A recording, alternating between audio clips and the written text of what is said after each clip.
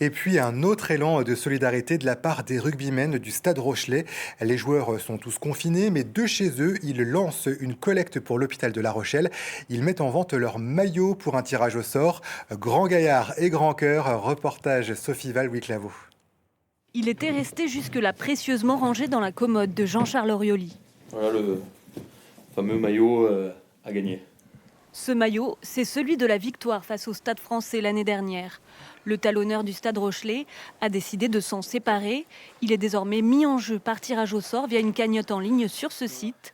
Objectif, reverser les bénéfices à l'hôpital de La Rochelle. Je vois que surtout dans l'est du pays, ils ont été très vite submergés. Donc peut-être que ça arrivera pas ici et je l'espère, mais voilà, ça peut arriver chez nous et je pense qu'à ce moment-là, ils auront besoin de tout le réconfort et l'aide possible pour traverser ce moment et qu'ils soient le plus opérationnels pour aider les gens. À l'image de Jean-Charles Orioli, de nombreux joueurs ont décidé de suivre l'initiative. Vincent Rattès, Dany Priso ou encore Alexis Ballès et Jules Plisson.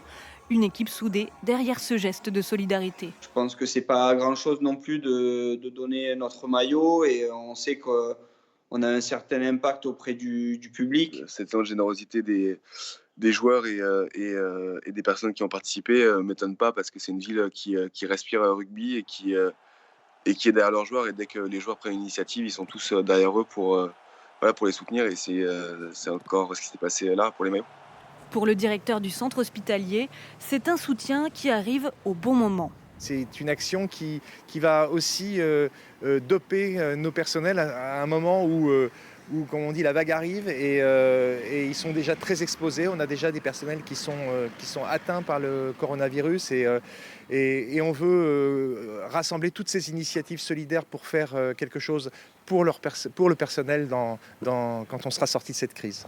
Le montant de la cagnotte pourrait servir par exemple à mettre en place une salle de sport au sein de l'établissement pour les salariés. Pour participer à la cagnotte, il reste encore quelques jours. Elle prend fin samedi. Un gagnant sera désigné dès dimanche.